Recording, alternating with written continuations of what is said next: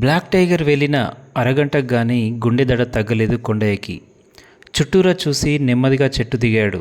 బడిసెను చేత్తో పట్టుకొని వేగంగా ఊరివైపు కదిలాడు. టామీ అతన్ని అనుసరించసాగింది. అతని మెదడులో ఎన్నో ఆలోచనలు, ఎన్నో భయాలు. ఇక ఊరిని కాపాడుకోవాల్సిన బాధ్యత తనదే అనుకుంటూ వేగంగా ఊర్లోకి అడుగు పెట్టేశాడు కొండయ్య. అంత దట్టమైన అడవిలో అటువైపుగా ఉన్న మణిని గనిని అతను గమనించనే లేదు. మణి గని ఇద్దరూ భయపడ్డారు. గని అయితే ఏకంగా ఇక నేను ఇంటికి వెళ్ళిపోతాను అన్నాడు. కానీ మణి ససేమిరా ఒప్పుకోలేదు. ఒకే ఒక్క ఛాన్స్, దీన్ని గినక మనం కొట్టామంటే జీవితం మొత్తాన్ని అనుభవించే ఆదాయం దొరుకుతుంది అన్నాడు గని. నీకేమైనా పిచ్చిలేసిందా? మనం చచ్చిపోతాంరా.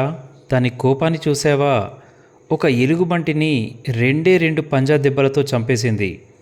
దానికి ఎదురు వెళ్ళడము అంటే మృత్యువును కోరి కోరి మరింత భయంకరంగా తెచ్చుకోవడమే అన్నాడు భయపడుతూ గని.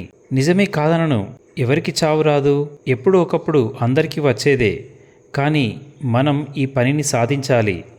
నువ్వు నాతో ఉంటావు, ఉండాలి కూడా అన్నాడు మణి.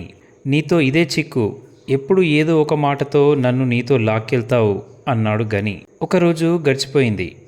అటువైపుగా పోలీస్ ఆఫీసర్స్ కమల్ మరియు భరత్ కూడా అడవిలో కనపడ్డ వాళ్ళని కొన్ని ఆనవాళ్ళు అడుగుతూ మ్యాప్ సిద్ధం చేసుకుంటూ నేలకొండపల్లి వైపే వాళ్ళ ప్రయాణం కూడా సాగుతోంది. ఆ రోజు సరిగ్గా మధ్యాహ్నం 12 గంటలకి ఒక్కసారిగా ఆకాశంలో వర్షం మొదలైంది. భరత్ తన భుజానికి ఉన్న బ్యాగ్లోంచి ఒక సంచిని తీశాడు. దాన్ని విప్పితే చిన్న టెంటులాగా తయారైంది. ఇద్దరూ అందులోకి దూరేశారు. నాకు కాస్త ఆకలవుతుంది అన్నాడు భరత్. మీకు వెజ్ కావాలా, నాన్ వెజ్ కావాలా అన్నాడు కమల్. సరే నాతో రండి అంటూ బయటకు తీసుకెళ్లాడు. కొంచెం దూరం వెళ్తే వెదురు చెట్ల పొద ఉంది. వాటి కిందగా తవ్వాడు. చిన్నగా తెల్లగా గడ్డల్లాంటివి దొరికాయి. వీటిని వెదురు పిలకలు అంటారు. ఎన్నడైనా తిన్నారా అన్నాడు.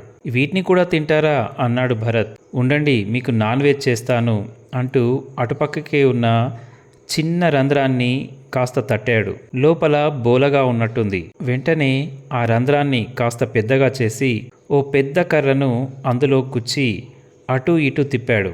ఒక్కసారిగా కర్రను పైకి లాగితే దానికే అతుక్కొని 2 ఎండ్రికాయలు వచ్చేశాయి. ఎక్కడా వర్షం పడని దగ్గర ఓపికతో నిప్పును వెలిగించాడు. మొదటగా వెదురు కర్రల్ని కాల్చాడు. ఆ తర్వాత కదులుతున్న ఎండ్రికాయల కొండీలు విరిచేసి అవి చనిపోయిన తర్వాత వాటిని సన్నని సెగపైన చిన్నగా కాల్చాడు.